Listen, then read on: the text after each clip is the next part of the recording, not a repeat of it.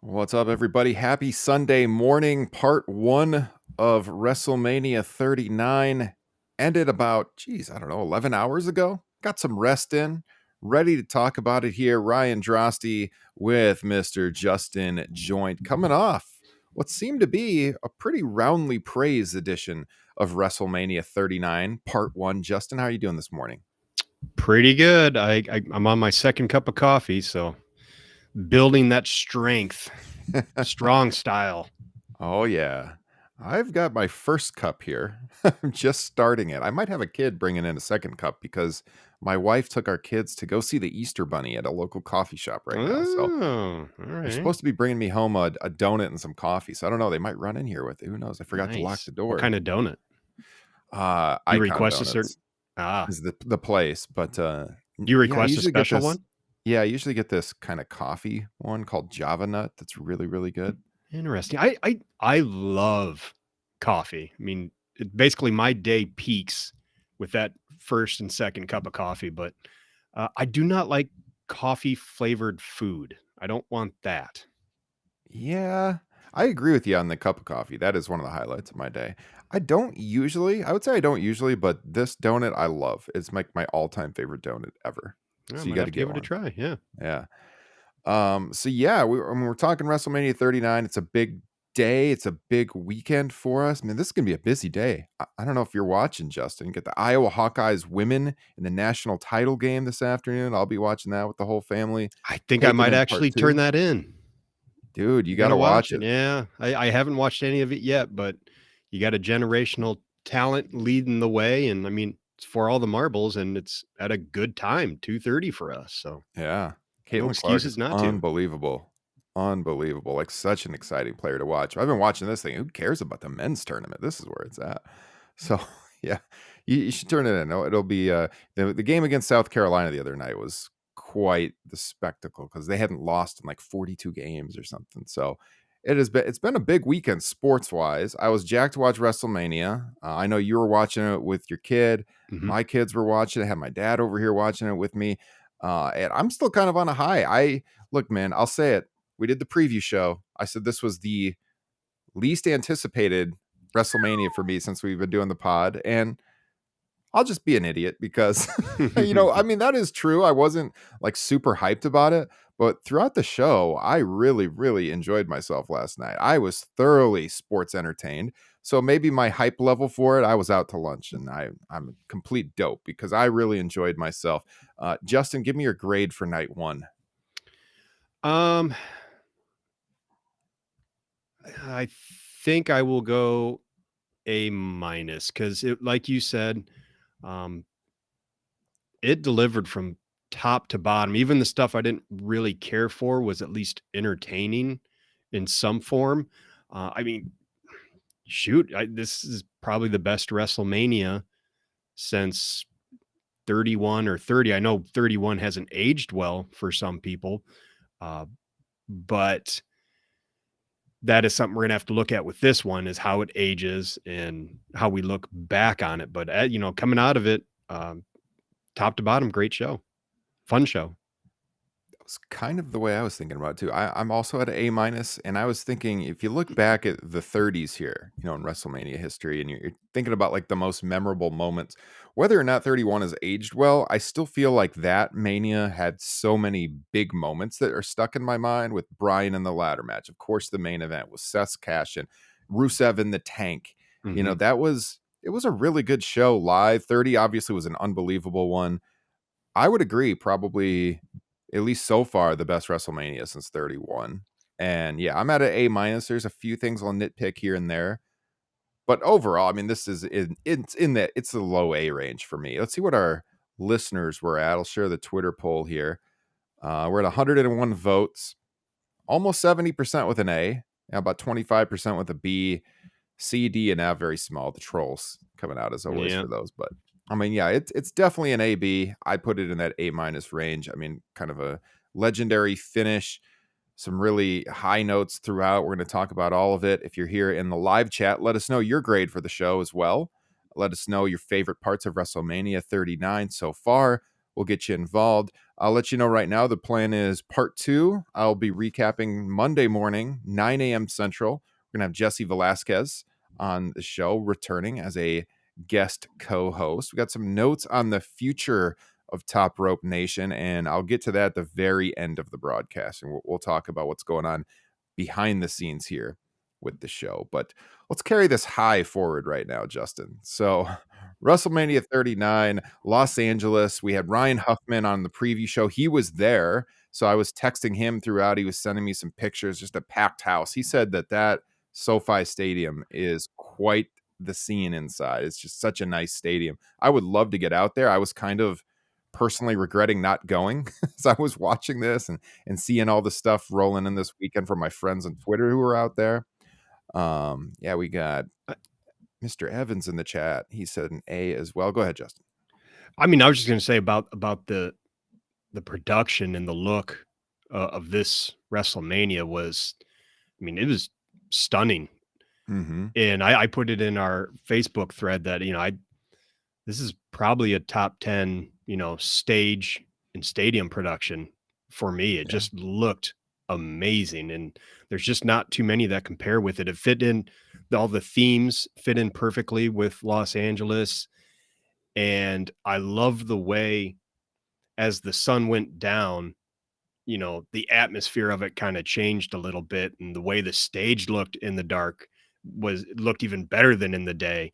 It kind of reminded me of 31, where once you got to the main event with Brock and Roman, and you really got to see what it was supposed to look like the entire time. It kind of blows your mind. But just a fantastic setup for them this year. Yeah, we were texting about that. If you're thinking of I think actually this was in the Facebook group, wasn't it? You made that point. You think about the greatest stages in Mania history, and I loved the setup. It like kind of looked like the Oscars, with the steps Mm-hmm. on the side, super tall as Mm-hmm. well.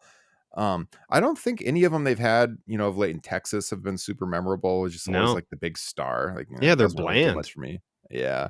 New York was pretty good, 35, but it doesn't No, stand no, out super for me no, no, in no, a no, big no. way. 35 was garbage. It was just Was it? one giant screen. It Did they had have like the it had, skyscrapers or something? I that, thought. oh, okay, that was 29. Oh, that was 29. Okay. Yeah, I Yeah. thought you were talking about 35. 35 was a bottom 5 for me. That was trash. Okay. Yeah, I So was thinking of 29. unimaginative. But I mean, I will always have a special place in my heart for 34. I thought that looked Mm-hmm. fantastic. Obviously, 33 is an all-timer. Yeah. Roller Um, coaster. 30 is 32 as great. well. Yeah.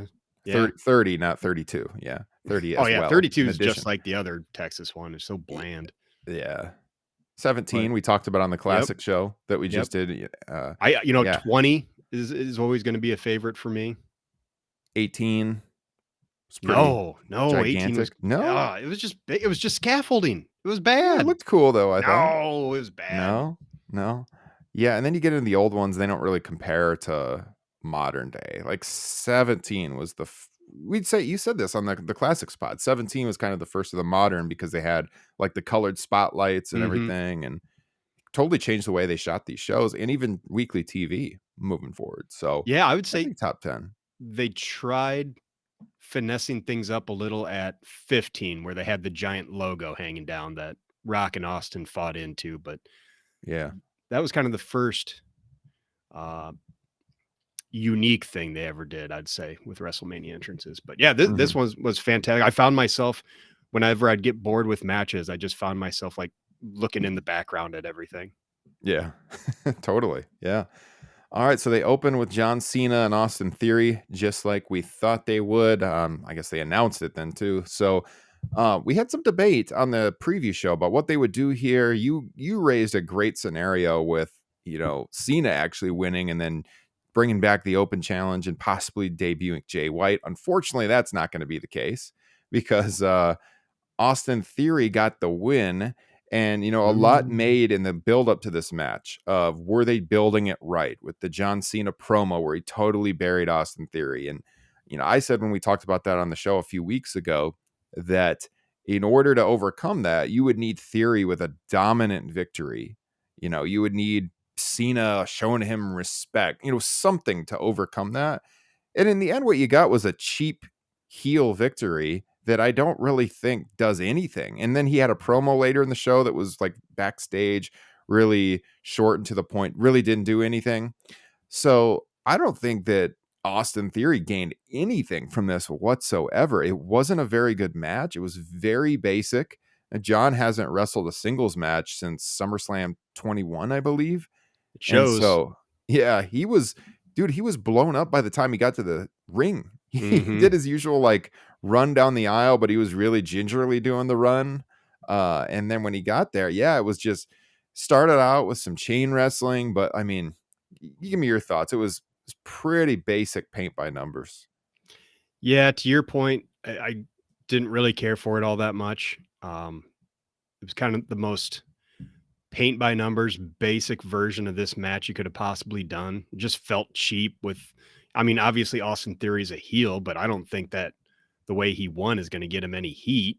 Mhm. If you're going to have him win, at least make it a squash. But in the same respects, man, when they had the Make-A-Wish kids come out for John Cena's entrance, I was like, you can't have Cena lose now. Let him win. Let him do my scenario. Right. Yeah, that's one of my nitpicks with the show. Well, not even a nitpick. I kind of like a big thing is it kind of sucks to do that. It was cool to see John Cena out there in the first match, see him Hmm. return. The Make a Wish Kids thing was a good moment, but then like, oh man, the guy's gonna lose after all of that. So yeah, I wouldn't say bad match, but it just doesn't really do anything for Austin Theory moving forward, I don't think. So yes, we did give the show an A. Just wait, it gets better. But yeah, basically, if you look through what happened in the match, it's Theory. He's younger, he's quicker, he's more athletic. Cena, he's the experienced veteran. So like early on, before Cena was tired, he's out wrestling Theory back and forth. Eventually, they get going a little bit faster, and we get a blockbuster, a shotgun drop kick out of Theory. But eventually, it was kind of like Theory tried to do too much, and then Cena comes back. He gets him in the STF. Uh, Theory then tried to escape that by biting Cena, which is, I guess, a nice little touch. Theory comes back, but not for very long. And Cena counters that with an attitude adjustment attempt. Theory gets out of that. Then John gets him up again for an attitude adjustment. Could see this one coming a mile away. They run into the referee. The referee goes down. Cena puts him in the STF. Theory's tapping out, but of course, no referee. So Cena lets go of the hold and he like celebrates momentarily like he's won. It's like, John, are you new at this? Did you hear the bell ring? Did you see the referee? So he lets go of the hold, and then this allows Theory to come up and give Cena a low blow, hit the A-Town down, cover for the victory. So it was a clean pin after the illegal low blow. And I mean, yeah, this is the most basic way to do a heel beating a babyface. Doesn't really make him look particularly impressive, and that was that. I you know, Gosh, I saw this on Twitter and I wish I could give the person their proper due. But they made a great point as to maybe why this didn't work is that John Cena has about a 21-year wrestling career, which makes it 7 years older than Austin Theory would probably be interested in. Oh no. Oh no. Oh yeah. Let's not go down that route. That's so bad. That's so bad. That's almost as bad as the Rick Steiner stuff. Oh, Oh, Jesus, both real bad. what a prick. Seriously. Boy, talk Oh about man. doing something smart and not giving Braun that last name. No kidding. In the end, maybe Braun Breaker was the correct move. Yep. Jesus. God. Yeah. All right. The less said about Rick Steiner, the better. All right. So Yep. after this match, they go into the showcase match, Justin. This is the annual get everyone on the show match. Braun Strowman and Ricochet taking on the Street Profits, taking on Alpha Academy, taking on the Viking Raiders. And I'll just call this out right away. I thought, nice touch. Angelo Dawkins had the white and red Ken Griffey Jr. sneakers on. That was really cool. Mm. Notice the 24 on the side. Yeah. The fourth highest paid person on the Cincinnati Reds this season, Ken Griffey Jr. Amazing. Yep. Love those factoids in baseball when that stuff comes up. Bobby Bonilla, all of that. Yeah, so I thought that this was fun. Again, the stakes weren't really there, but they allowed everyone showcase match to showcase what they can do in the ring. They got all the high spots in. You got your typical Tower of Doom spot that you would expect.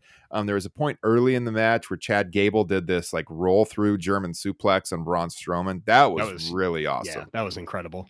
That was probably the first time on this event where I kind of popped. I was like, "Holy shit, that was really cool." You got Strowman around the outside, taking out everybody like he does. You had Ivar with a moonsault. Strowman did a splash off the top rope. Let's see. When Strowman was on the outside, he was barreling through everybody. He ran into Dawkins, who was kind of waiting for him around a corner. Right after that, Ricochet hit a springboard shooting star to the outside, which was unbelievable move visually. He hits a second shooting star back in the ring onto Dawkins, but Dawkins gets his knees up. Then Dawkins holds Ricochet in place for Montez Ford to hit a frog splash to Ricochet's back, and then Dawkins rolled up Ricochet for the victory. So, I mean, again, it was what it was. It's a showcase match. These guys got to show what they can do in the ring. Doesn't really mean anything moving forward, but kind of a fun spectacle. Justin, any thoughts on this one? Yeah. Like you said at the beginning of the show, I was sports entertained by this. The fun little bit for me was right now my kid is super getting into pro wrestling, and with every match he wants to know who my favorite is, who I'm rooting for, who the good guy is, who the bad guy is. And so I told him, it's like, well, I'm rooting for Montez Ford. He's my favorite in this match. And towards the end of it, I had to help get the baby ready to get to bed. So I actually missed the ending. But while I'm in there changing them, all of a sudden my kid comes running in all excited. He's like, Dad, your favorite wrestler won. Your favorite wrestler won. And so he made me come out and watch like the replays of it. So that was a lot of fun, and he was into it, which was cool to see. My big question out of this is, I saw people online talking like this, quote unquote showcase really worked, and they'd like to see it going forward. Do you like this better than the Andre the Giant Battle Royal? I understand that, doing it this way, you can kind of create more spots that'll pop the crowd, but just curious as to what your thoughts would be going forward. That's a good question. I think at this point I do, because the Andre thing was so devalued. I mean, they could Yeah. rebrand it, I guess. I think I do, just in general, because I feel like battle royals are so played out. If it's not the Royal Rumble, I think it's really hard to get anybody to invest that it actually means anything. You can have the trophy and everything, but I mean, they booked it like you would think, like it didn't mean anything. So Hmm. this doesn't mean anything either, but Exactly. I think it's easier for people, to your point, like to showcase their moves and get over with the crowd. I think the crowd's always going to be more into this kind of a match, a modern crowd at least. Now, if this was like the 80s or the early 90s, yeah, the battle royal thing would probably get over. I mean, go back to those early WrestleManias when they would do that. I mean, Brett smashing the trophy with Bad News and all of that. And that got the crowd into it a little bit more. But that was before the Rumble and everything took off. Yeah. So yeah, I think for a modern crowd, this is probably the right move. We can joke around about it. I'll just get everyone on the card. Like I said, doesn't mean anything, but the live crowd likes it. The kids like it, to your point. I was watching it with my kids too, and they really liked it too. So it was fun. Yeah. I had no complaints. If the Andre the Giant Battle Royal actually had stakes that mattered, if the winner got like a shot at the title or something like that, I would prefer that. But if my options are these two matches and both of them don't really mean anything, probably go with the tag team match. Yeah. And it was short too. I mean, it's like an 8.5 minute match. So they Hmm. packed a lot into those 8.5 minutes. Cena in theory was a little over 11 minutes. The next one we're going to talk about. So Rollins and Logan Paul followed this up. They get a little bit over 16 minutes. And so like I'm watching this with my dad. He doesn't watch WWE that much, but he'll come over for big shows. And he was even a Paul little White? yeah. He was familiar with who Logan Paul is. Um, but he was like, "Yeah, doesn't this guy like do boxing or something, or isn't he on YouTube?" And um, he thought it was a little odd that this guy could go toe to toe with Seth Rollins, like an established wrestler. And I was explaining he's been really good in the ring, but also hey, what's that say about WWE developmental with their with their wrestlers, as we talked about on the show, where this guy can come in Mhm. and have just a handful of matches and be one of the most exciting on the card. But he is very good. It's interesting though. You're in this weird dynamic where ideally you would bring a new wrestler in and they would beat people and they would work their way up the card. But when it's a celebrity, you can't do that. You have to make use of that celebrity and put them in there with a big star.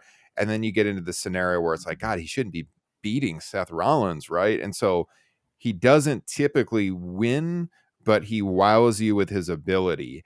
And eventually he's going to have to start getting some victories. We didn't think it would happen here. It didn't. They had a really good match.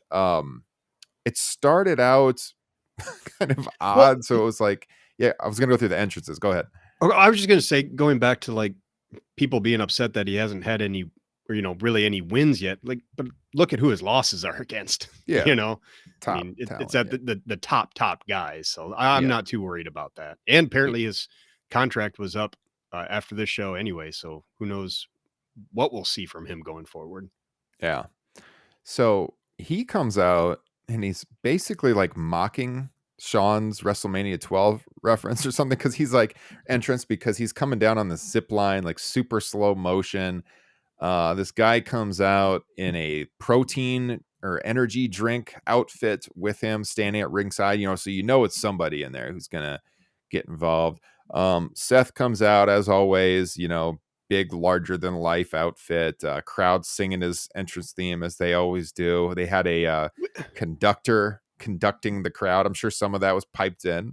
I wish but that I wish they could have gotten Kate Blanchett for that.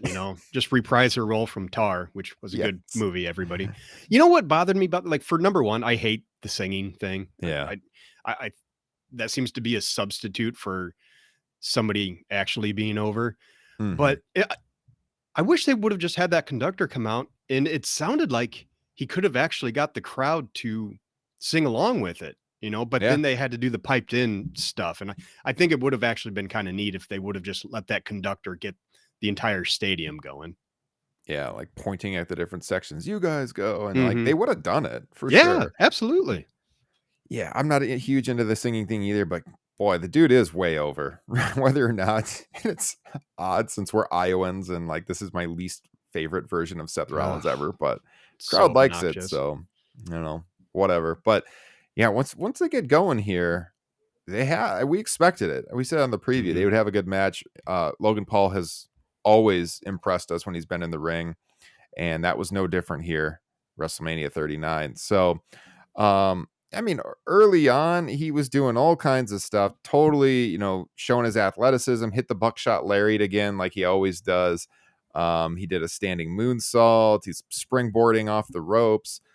You could tell, like, this guy, I don't know what they're going to do with his contract, but they can get a lot more out of him. I mean, he is kind of made for wrestling. I'm glad that they've leaned into the heel stuff with him because this crowd was never going to cheer Logan Paul. This is much better presentation of him, I think, now than early on in the run. But yeah, he let's see, what else do I got? Yeah, for a while it was like they're going back and forth. Rollins was trying to respond, but like Paul was hitting him with everything, and Rollins could never get a long-term advantage early in the match. Um, Eventually, uh, Logan Paul goes up top and Rollins counters. He hits 3 suicide dives on a row to the outside on Logan Paul. He goes for a pedigree, but he gets hit by a punch by Logan Paul for a 2 count. Uh, Rollins comes back with a power bomb, another near fall. At this point in time, we get the mascot on the outside, dressed up in this prime drink outfit. He yanks Paul out of the ring to save him, and they reveal that he is KSI, and I had no idea who KSI I was. had nothing. That meant absolutely nothing to me. And it's I funny. Love Jesse with all my heart and soul, but I posted in the Facebook group that, who is KSI? That was a rhetorical question. I didn't care, but Jesse actually answered me. Yeah. Bless his heart. I said better than KSA. Maybe that's who Vince thought was getting involved, and that's why he signed off on it. But no, not the kingdom over here of Saudi Arabia. This guy, I guess he's a social media star. I think if you're a teenager, you know who he is, but I'm out of the loop. I had no idea who he was. But he did get a reaction from the crowd when he took off the mask. At first, I thought it was Ron Killings at first. Just Yeah, it the did way he kinda was look like that, reacting didn't with it? the Yeah. facial reaction and stuff, and you could only see him a little bit. But yeah, eventually you get KSI and Logan Paul taking out Rollins. They put him across the announce table on the outside. Rollins is laying there. Logan goes up top. And then at the last second, Rollins yanks KSI onto the table just as Logan Paul is coming off the top rope.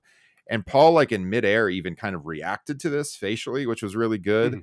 And he just flies through the table. That was a really good spot. They go back into the ring. Rollins hits a pedigree. I figured that was it. Paul kicked out from that. And I was wondering maybe that should have been the end because I mean, that it seemed at the time like that was the apex of the match, that high spot to the outside, pedigree. I'm like, ooh, boy, I don't know. But I was wrong because they kept the momentum after this. So we then have Paul come back and he hits a GTS on Rollins. He hits a frog splash, but Lot of frog splashes on this show. yeah, A lot of yes. them. Yeah, he did a pretty good frog splash. But then in the end, what happens is Rollins hits Logan with a super kick as he was coming off the top rope, and then he finally sets up the curb stomp and he gets the victory. So, boy, I mean, this is solid stuff, Justin. Mhm. Any other thoughts? No, I entertaining match. Really, my kid was actually rooting for Logan Paul for some reason. I couldn't Oh quite get an no. explanation out of him. But hey, I'm okay with that. One of the few guys on the roster who actually sweats in these big matches, so I dug it. You were commenting on the sweating going on, weren't you? Yeah, it's great. It's good to see. Yeah. So they roll on from this into the women's 6-woman match. You got Becky, Lita, Trish Stratus taking on Damage Control. When that Lita song hit, I was ready to hit mute. Man, we were talking about this in our Facebook group with we were talking the best entrance music of all time. And I gotta tell you, man, Lita's theme is among the worst goddamn theme songs of all time. I cannot stand the vocals when that thing comes on. It is just screeching at my eardrums. Oh, so bad. Luckily, it wasn't very long though, because she got this brief entrance onto the stage. Then Trish made her entrance onto the stage, and then out comes Becky, and all three of them walk to the ring. Any thoughts on the entrances, Justin? I missed them. I missed actually probably the first half of this match because it was bedtime for the kiddo. Yeah. So early in the match, Damage Control is basically, the working heel. They're mocking their opponents, the Hall of Famers. At one point in time, Damage Control like corners Lita and they start kind of bullying her for a long stretch before Stratus gets in and cleans house.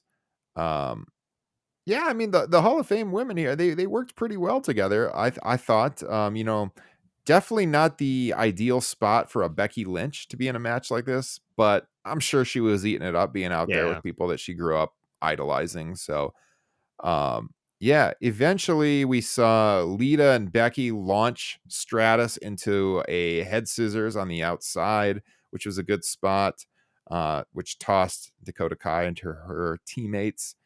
Um, then there was a point where they did a homage to the Hardy Boys as the tag champs did the old Team Extreme spot where they did the poetry in motion top rope leg drop combination.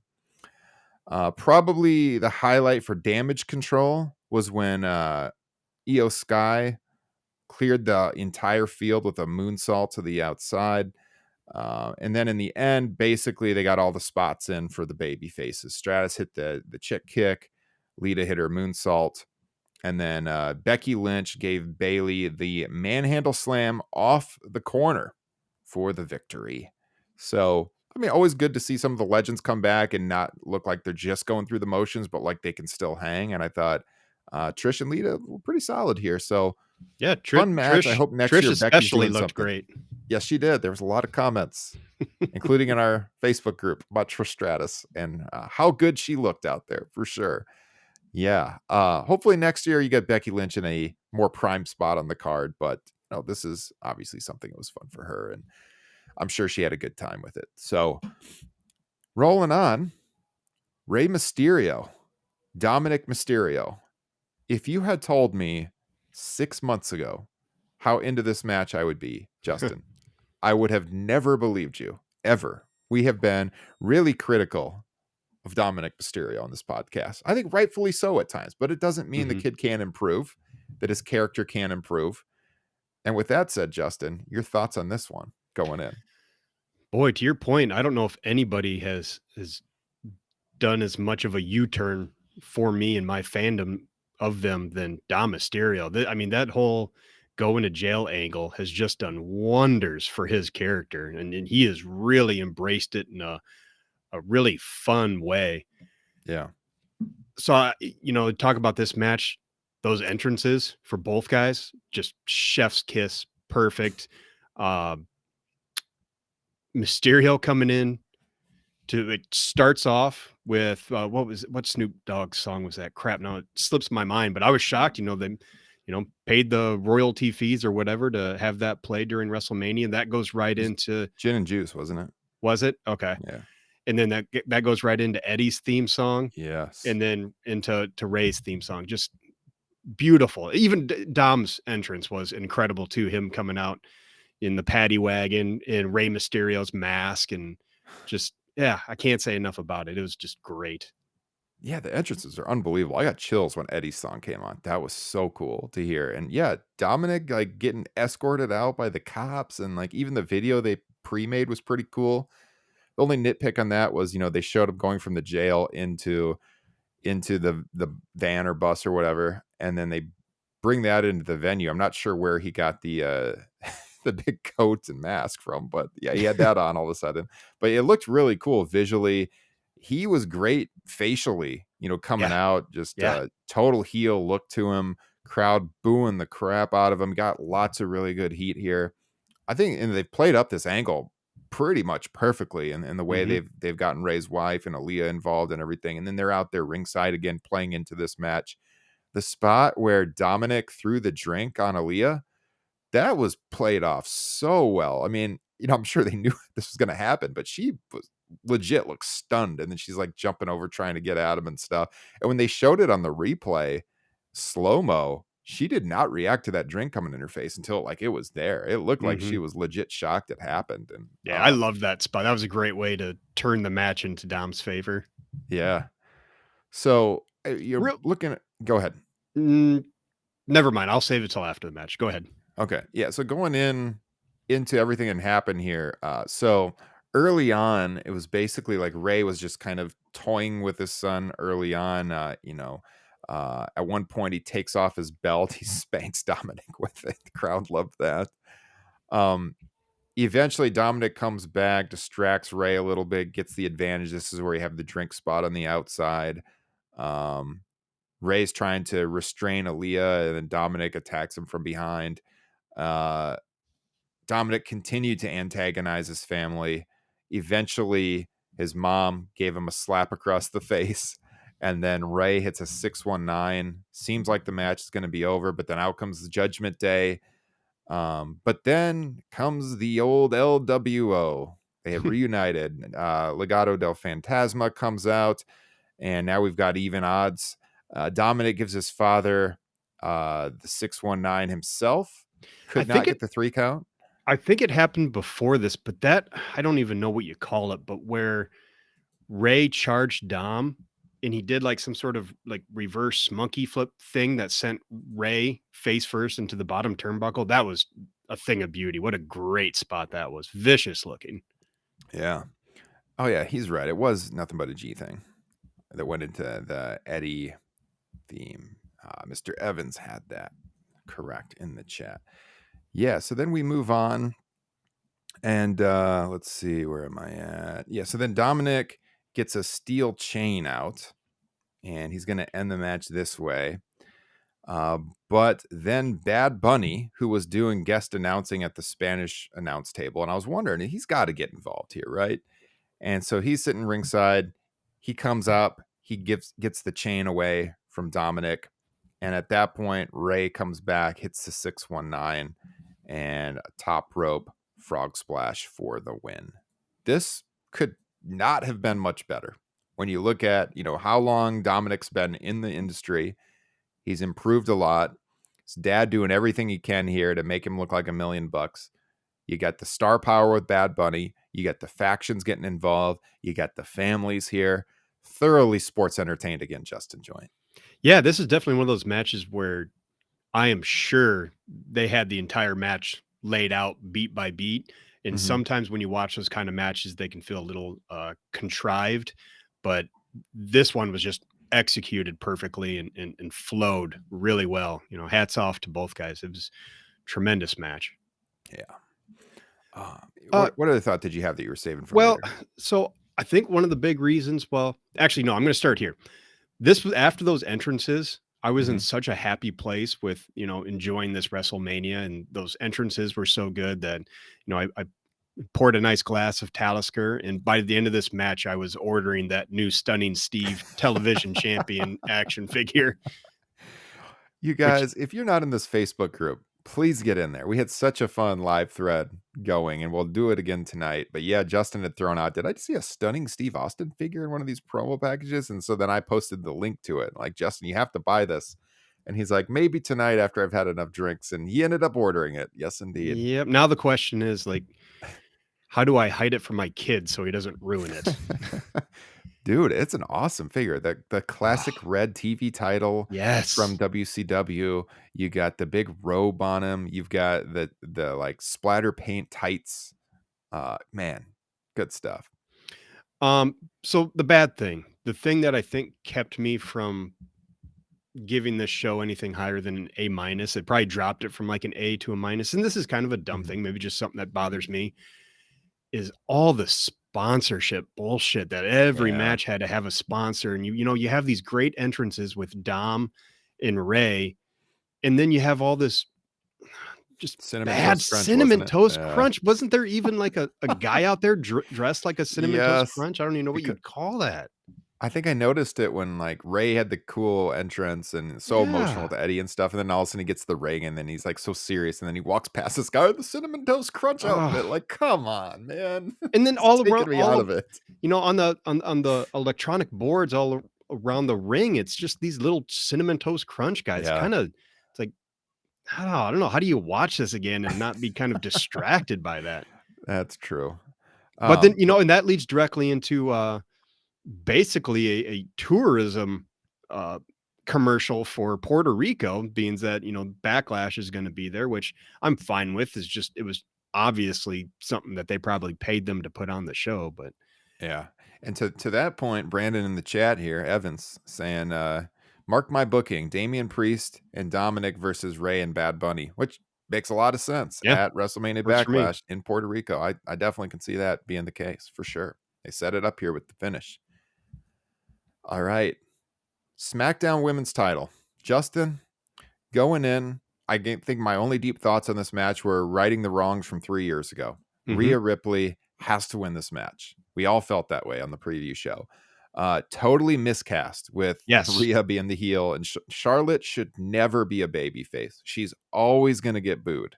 Maybe really late in her career, people will give her like the respect cheers or whatever. She's not there yet. And from the entrances, you could tell. Like I told my dad, who wasn't familiar with the characters really of who's baby face, who's a heel, that Rhea's definitely gonna get cheered here. And he's like, really? I'm like, oh yeah, just listen. And then when Rhea came out, he's like, oh yep, you're right. And then Charlotte comes out, and there's some cheers, but like mostly boos.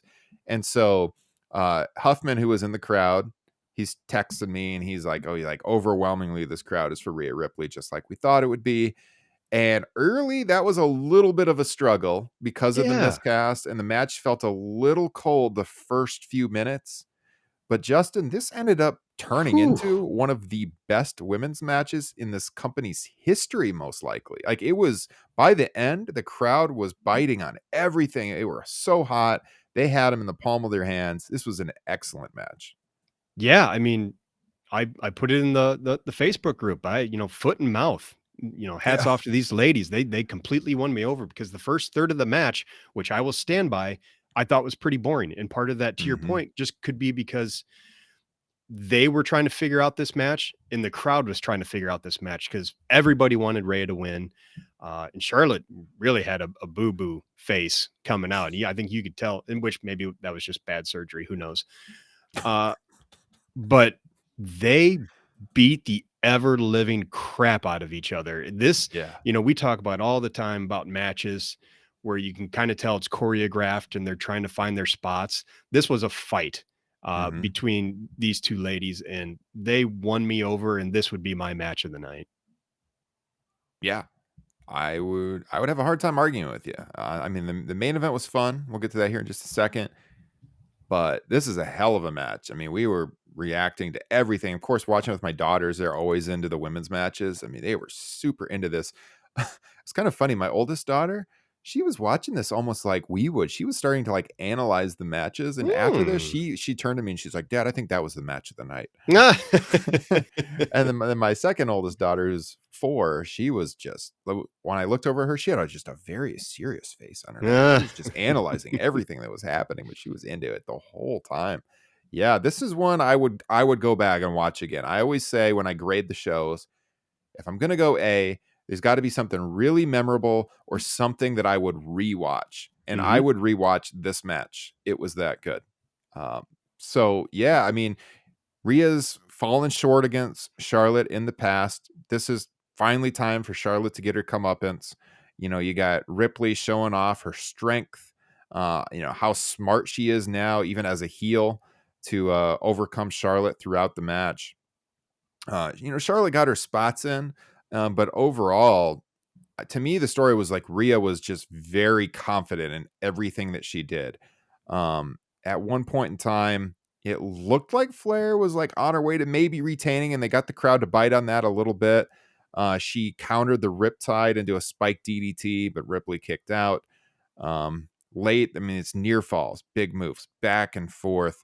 Um, at one point, Ripley hit a German suplex that Charlotte took like right on her nose, and she Ooh, had like a mat burn on the bridge of her nose that was that bleeding after that. I mean, they showed it in slow-mo afterwards, and it was she literally landed on her yeah. nose, Justin. Man, that was the moment where this match had my full attention, that I was not gonna be taking my eyes off this match for any reason.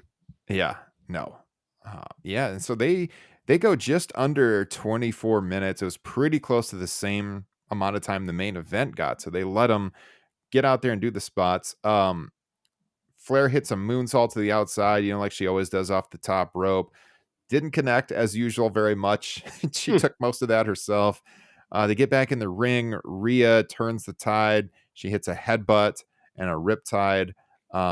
She drops Flair like face first on top of the corner post and then hits a top rope riptide for the victory, which I mean, Charlotte sold that corner post spot so well. I mean, she was Yeah. like dead, just laying there motionless across the top rope, head on top of the post.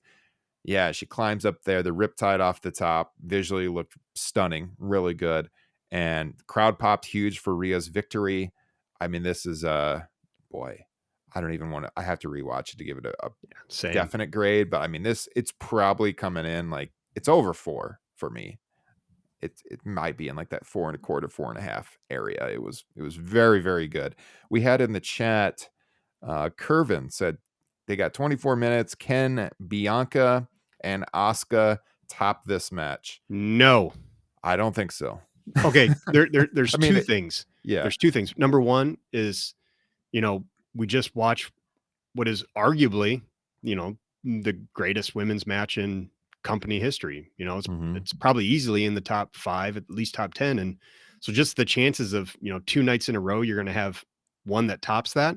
But also there's the builds, which, Yes. I didn't think the Flair Rhea build was all that great, but it was significantly better than Bianca Asuka.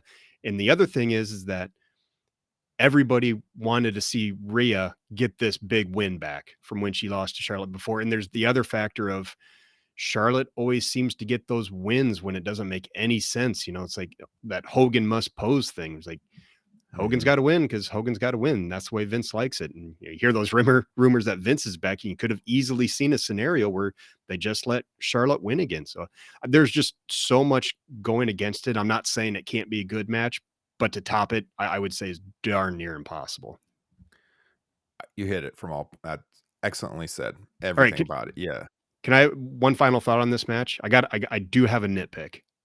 Okay. I was just gonna say real quick that Mhm. I think the X factor is exactly what you said with the history here that doesn't play into Bianca. I mean, I think emotionally they can have an outstanding match. I'm sure they will have an outstanding match tonight, Bianca and Asuka, but they're not going to have the exact same emotional strings attached to it because of the history from 3 years ago. And you make a great point. The result was always kind of you're questioning it a little bit because Charlotte always wins. Mhm. Yeah. And so I think you're wanting them to right the wrongs, but knowing how Charlotte's been booked, that's the X factor that made this so exciting. And it made everybody bite on the near falls so much. I mean, logically, you go in and you're thinking, there's no way Rhea Ripley can lose this match after what they did 3 years ago, how it stunted her momentum.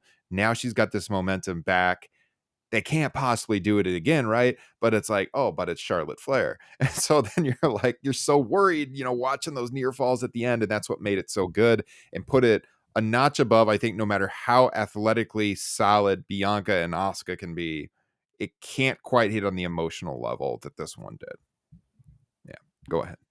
So my one nitpick is, of course, we have this wonderful moment of Rhea winning, holding up the title, fireworks, blah blah blah. But then Charlotte still seemingly, and maybe she was instructed to do this, but it really felt like she still had to make it about herself. And I was like, kept getting shots of her smiling and clapping and patting her heart. And, even I think when they moved to go to the next segment, it was a shot of Charlotte with Rhea in the background. It's like, that's kind of gross. Let Rhea actually have her fucking moment, Charlotte.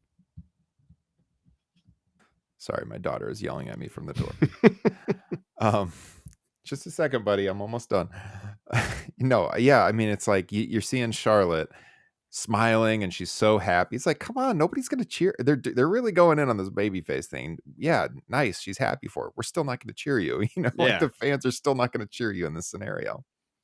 So, all right. After this, it seemed as though they wanted to do a cool down segment. And I understand why, because traditionally this is how they've laid out cards. But, out comes the Miz coming out with Snoop Dogg. And eventually, Snoop tells the Miz, they get down to the ring. Says the only thing better than this massive attendance number they've done tonight would be if the Miz had a match. And so then you're like, okay, is Snoop challenging Miz to a match? Like, what's happening here? Miz agrees to it, and out comes Pat McAfee. Ugh. Okay. This does absolutely nothing for me to see Pat McAfee and the Miz wrestle here. I was hoping it's WrestleMania. As a fan, you're hoping, okay, maybe there's some big star who's going to come out and confront the Miz. Maybe Austin's going to come out. Maybe The Rock's going to come out. Pat McAfee, really? I mean, That this was a is what we're going to letdown do for here. me. Yeah. I don't know. He Uh, just doesn't strike me as like he has the oomph of being a surprise opponent at a WrestleMania. yeah, not in this spot, really. So the highlight for me was that George Kittle was ringside. That I guess that was kind of cool to see George Kittle get involved. He's pretty famous for being a huge wrestling fan. He always wears like vintage WWF shirts in his post-game press conferences for the 49ers. So it was cool to see him get involved a little bit. But yeah, so like McAfee gets out there, Miz is like, oh no. He's trying to back out of wrestling an announcer. This is a former world champion, by the way, in the Miz. But anyways, we get the match going. McAfee takes the fight to him right away, hits a lot of his typical spots he runs through in his matches, including a backflip from the top rope. Graves is like telling the Miz to take the fight to him. Miz tries to leave, and this is when George Kittle at ringside. Can you hear my kids yelling out Mhm. there? Jeez. George Kittle is getting involved. The Miz shoves Kittle, and then George Kittle jumps the guardrail and he gives a clothesline to the Miz, and then McAfee hits a swanton from the top rope onto the Miz on the outside. He landed like flat on his back, did not barely get caught at all. I'm sure he's hurting from that one today. Miz gets tossed back into the ring, and McAfee hits his punt to get the pinfall. Yeah, I don't know, man. It's cool to see, George Kittle, like I said, second biggest wrestling fan to ever attend Cedar Falls High School here in Iowa, George Kittle. The other Hey-o. being myself. My favorite But part of the match was, McAfee being flustered when, Kittle wasn't cooperating with, like, having his arm raised with McAfee at the end of the match. He was like yeah, the ref obviously said, "Hey, go get him. We're supposed to have this moment." And McAfee's just like, screw it. Let him just stand up yeah, on the ring post." yeah. Yeah, I mean, the more they can get Kittle involved in this kind of stuff, the better. We know he's been to shows before. He's got a lot of star power right now in the NFL. Loves to flaunt his wrestling fandom, and yeah, like I said, he went to the high school I went to for like a year before he went off to the Iowa Hawkeyes. And not the same age; he's much younger than me, but played for the Hawkeyes, and yeah, great NFL player. So get him involved as much as possible. But in this spot, I would have probably liked to have seen them, to what you said, Justin, to me at the time, carry the momentum from that women's match Mhm. right into the main event. It felt like there was an energy that could have carried over into a hot main event, which was still hot, but a lot of people say, "Well, you need the pee break," but it's like, Hmm. that's not always how they used to do it. It's like we just reviewed X7. That show built and built and built with the big matches to where you got to the main event. And I think they could have done that here. Now, there are times when you have a match like Ray and Charlotte where it could negatively affect the main event. You want that little buffer in between them. Hmm. But that's not the case when your main event is a match that everybody's going to get into no matter what happens before it. So it took me out of it a little bit. And the one other thing that I hope you will add before we move on from this match is your bit of your favorite Corey Graves commentary that he's ever had, and he'll probably never ever top for you. Yes. He wasn't that when he was coming out, McAfee, and he was like, "Oh no, it's Aaron Rodgers' personal propaganda machine." That was really good. I got to give it to Corey Graves. that was that was an excellent line. Excellent, excellent line. Yeah, you get that drama out of Aaron Rodgers, and he always carries it over to Pat McAfee show. That's where you find out the news for Aaron Rodgers. Yeah, that was funny. Yeah, Aaron Rodgers' personal propaganda machine. That was the quote. Good stuff. All right, the main event, and I'm very, very glad, by the way, that this was the main event. I mean, even as good and yeah, probably match of the night, Rhea and Charlotte was. Going in, you could not have made that the main event. And Just the build. Yeah, there's a chance that we don't get that same match from those ladies if true. they're the main event. I'm sure they were trying to show out to say, "Hey, Yeah, we should have been the main event." excellent point. Excellent point. Yeah. So undisputed tags, Usos against Sami, Zayn, and Owens. I mean, the result was seemingly never in dispute of what they would have to do here. But even so, the crowd's into it. They're biting on falls throughout. Right away, they go to Sammy and Jey Uso. I mean, they start things out, I believe, at the beginning. So they're chomping at that emotional bit between the history of these two. Zayn's getting some offense in early, but eventually the Usos start taking him down, and they start getting the heat, working over Sammy. You get Owens with the hot tag. He lays out Jimmy Uso ringside. He takes out Jey Uso in the ring with a frog splash. Crowd is super hot at this point. But every single thing that they do, they're I popping for. uh, I kind of disagree. Really? I had a little bit of a hard time getting into this match because I thought the crowd was kind of dead for the first portion of it. And going back to, sorry, one more time, Ray and Charlotte, Hmm. where, Charlotte's been in this position where she seems to win all the time, especially when it makes 0 sense with, the Rhea match at 36 and Asuka at 34. where I was buying into every near fall in that match. Mhm. Whereas here, especially in the middle portion of it, where they were really beating up on Sammy, I wasn't seeing much reaction at all from the near falls. And I think it's because everybody knew Sammy and Kevin basically were going to win. Now, eventually they were biting into all the near falls, but there was Yeah, that yeah. entire middle section where I just thought the crowd was kind of dead. And it reminded me of Super Card of Honor, where Claudio and Eddie had, I thought, an amazing match. I love it and recommend everybody to go out of their way to see it. But the entire crowd for that match was absolutely dead and not buying into anything for the first half of it. Yeah, I think it had at the start, so at the very start when Sammy and Jay Yeah. faced off, there was the pop, but then as the Usos took over and they're trying to get the heat, it died down a little bit. We had that kind of they built to that crescendo. When Owens got the hot tag, they popped pretty big for that, Hmm. and then that momentum, to your point, built throughout the rest of the match, and by Yep. the end, it was firing on all cylinders. Yeah. But yeah, I think that heat segment early, they weren't getting a ton of boos during that, but Hmm. the hot tag to Owens did pop the crowd. He hit the frog splash to your point. Another frog splash on the Yeah. show. And to me, Um, it was just the crowd was into the moves.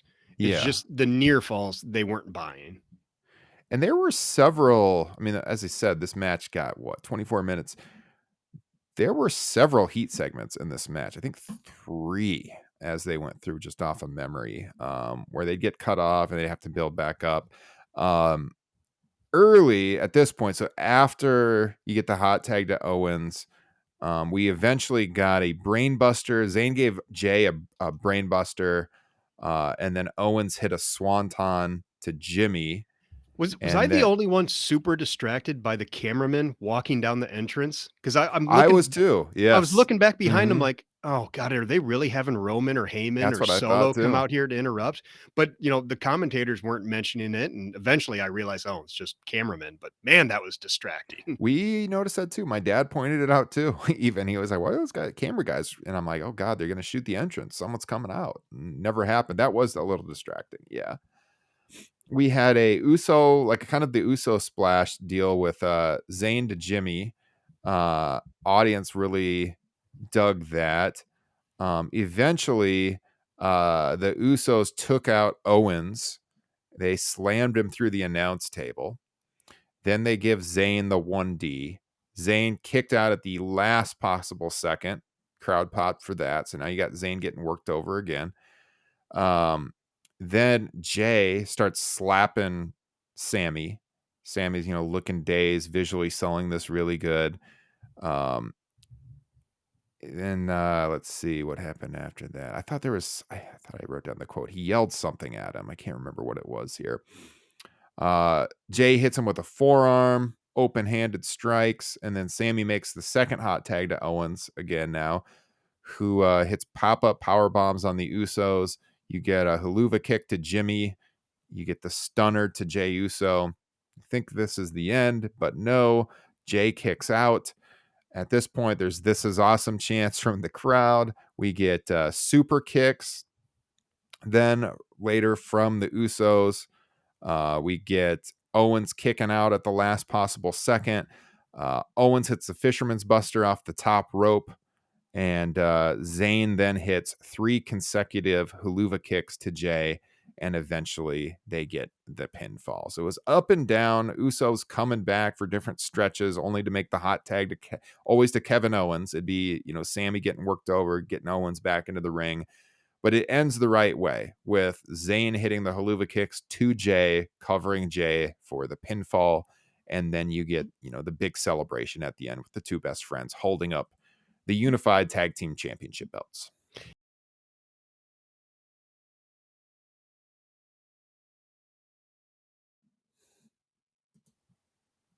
Are we still live? I think I see the live counter up top. Did you get kicked off or just me? I think just you. You froze and then disappeared. Okay, so you've been here the whole time. Yep. Oh wow, that's the first time that's ever happened to me on the show. I was afraid to back out because I didn't know if that would make us lose the show. Oh yeah, I'm glad you didn't. Okay, what was the last thing you heard? I was just going through the finish. Yeah, it was, you'd gotten through it. where, they Oh, did I get unified. to the pinfall? Yeah, because that Okay. what I was in the middle of saying when you froze was I loved how immediately after the pin, you had Kevin Owens sitting, leaning against ropes on one side, and the opposite side, Sami Zayn sitting, leaning against the ropes, kind of just staring at each other in disbelief before they finally come together and do the big hug. I thought it was a pretty incredible moment. Okay. All right, so we got through the finish. That's good. Oh my god. Insert the Shawn Michaels gif where he's like, "This match is not for my coveted European title." Whew. Oh my god, we made it. All right. Justin, I'm sorry. I don't know what That's happened all there. right. My kids, I thought, "What's going on upstairs? Have they now pulled the plug to my router? What is happening?" Oh god. Okay. So anyways, yes, we end on a high note. Sammy covers Jay as it should be to get the pinfall. I caught a little bit of the post scrum on their YouTube channel. They didn't actually have it on Peacock last night. Usually afterwards it's on Peacock. Hmm. I turned on YouTube. It was on the WWE.com channel and on YouTube. And they were calling out like the history of everything they'd gone through in their careers. They shouted out PWG. They shouted what else did they Oh, talk? oh, Oh, speaking of which, the PWG on their shorts was a very nice touch for both of them. Loved yes. that. Yeah. Yeah. So they called out the Briscoe brothers too, which was nice in the Oh, post-show crap. scrum. I have a great thank you for reminding me. Hold on. I got a screenshot here of somebody. Uh, Mayor MGF tweeted, this was before the main event, I believe. The Mhm. first time Zayn and Owens main evented a pay-per-view was in 2007 in the legendary ROH ladder war against Jay and Mark Briscoe. Tonight is the main event of night one of WrestleMania. So that's a little cool bit of symmetry there. Nice.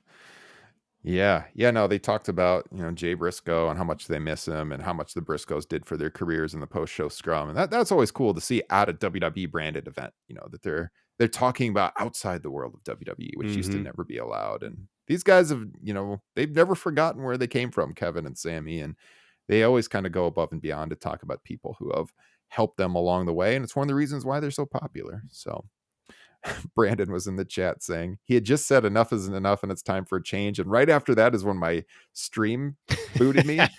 So he said, I blame myself for the Owen Hart quote for the live feed. All right, Justin. We got through it though. That was night one of WrestleMania. Thoroughly entertaining show, A minus show, really good. Exceeded my expectations. Had a really good time watching it. You said you did as well. I'm looking forward to tonight. Yeah, should be a good time.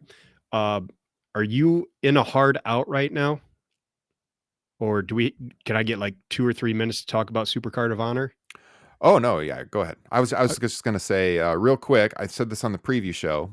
Just keep it real quick with WrestleMania. If you want to watch live tonight, I am still going to be on the Bleacher Report app just during the main event. So if you get the BR app on your phone, there's going to be like a live stream on there, and it's going to be me and Jeremy Lose from the Two hmm. Jabronis with the Wrestling Podcast Show, and we're going to be. I'll be in this setup right here, watching the show, reacting to only during the main event with Roman and Cody, and you can stream that on your phones. So I'd love to do Bleacher Report more often. So let's get those numbers up. Let's show them the Top Rope Nation tunes in for it. Get the app on your phone and just run that in the background while you're watching WrestleMania tonight during the main event. There'll be a live chat. Should be a lot of fun. Okay, go ahead. I just wanted to say I thought Supercard of Honor was a really, really good show outside of the absolutely gruesome Dante Martin injury, uh, which was real ugly to look at. But I wanted to talk about the show because I saw a lot of complaints about both Mark Briscoe and Eddie Kingston losing, Mm-hmm. which I was certainly stunned when it happened, but it didn't strike me as a bad booking decision, as more of like a kind of a ballsy one. Because it feels like a middle chapter to me. I think both Mark and Eddie are going to be really good chasing both of these titles. And frankly, I think Claudio needed a big win because he hasn't really felt like an important Ring of Honor champion. So it wouldn't have been as big of a deal for Eddie to beat him now as it would be later on. Because I mean, Claudio won the championship and then lost it right away to Jericho before winning it back at at Final Battle. So I think he does need to be built up as a strong champion. And obviously, Samoa Joe has been television champion for quite a while. And in that match, they were building the story as, obviously Mark is not, going to be over the death of his brother yet. And it's affecting him. They had a moment in the match where he went to the corner to tag out, so they're Mm. telling this story that he's gonna get to that point where he can overcome Joe, but emotionally he's just not there yet. But I recommend anybody who's interested or curious about this show to check it out. It had a great opener with Vikingo and Commander, and to offset the losses of Mark and Eddie both losing, you had Shibata beating Wheeler Yuta in a really, really good match that Shibata was made to hold this pure championship. I am planning on watching this probably Monday afternoon. I took all of Monday off work, used a personal day so I could do the pod in the morning, recapping Mania Night 2. And then I think in the afternoon, I'm going to watch the show. I have not seen it yet, but you were really high on it. I agree with you on a lot of those points on the losses that people are disappointed by. And yeah, I don't think they do those finishes if they don't have something big Mhm. planned down the line. So I think it'll Yep. be fine. I just wanted to touch on it because it was a good show. And talking about how John Cena is washed, you can say the same thing for Tanahashi now. Yeesh. Yeah. Garcia, that's the one. That was my one nitpick of booking. I think Garcia should have won that one. Yeah. All right. Couple other housekeeping notes here. Number one, so there is a new show up on our Patreon feed. You guys can check it out. There's a preview of it on our main feed, the podcast feed. So if you're streaming us on video right now, you got to head on over to the Top Rope Nation podcast feed, available wherever podcasts are found, or you can go to topropenation.com. But if you're not aware, we do bonus shows every month called Top Rope Nation Classics, these deep dives on retro shows voted on by our patrons. You see the patrons' names scrolling across the bottom on the video feed right now. And this last week, we did the longest podcast we have ever done, 2 hours and 52 minutes on WrestleMania 17. It was an awesome show. Whole thing's available right now on Patreon, patreon.com/Top Rope Nation. There's over 100 bonus podcasts there, including 40 of the classic shows. The bad news about this that I have to mention here is we didn't know it when we recorded, and we had such a great time recording that show that night. But as of right now, Kyle Ross, our co-host, who has been with the show since episode number 2, and we know a lot of you love listening to Kyle. He is taking a step back from podcasting right now. Moving forward, he has made the decision to step away from Top Rope Nation right now. And, Kyle's co-host chair will always be open here if he ever decides he wants to talk wrestling and come back. If you want to read Kyle's words on this, you can go on over to the Facebook group, Top Rope Nation Pro Wrestling Discussion. He put a big post up basically explaining what's going on. And without delving too much into Kyle's personal life, it has a lot to do with his professional obligations, some family stuff. And it just was becoming very hard for Kyle to do the podcast right now. He felt like he needs to kind of gather himself and step away right now. So for right now, Top Rope Nation is continuing. As always, with Justin and I, we have a whole crew of guest co-hosts that we have had on the show many times who will be stepping in when we want a third person, or sometimes subbing for one of us. Like tomorrow, Jesse is going to come on. Jesse Velasquez has been on the show numerous times. He always does a really good job. He is going to come on with me to recap night 2 of WrestleMania. I mean, to tell you how last minute this was, I know on our last show, I told you all it would be Kyle and me on the WrestleMania night 2, but yeah, this just kind of came up in the last couple of days, and we were surprised. Justin and I were definitely surprised when we got the text from Kyle that, he had made this decision, but given his personal things and what he explained to us in private, I can't blame him for making the choice that Mhm. he made. There's things more important in the world than podcasting. And I know Kyle loves doing the show, but there's just some other things he has to handle right now. So, I mean, that is the status of Top Rope Nation. That's why Kyle will not be on this show tomorrow.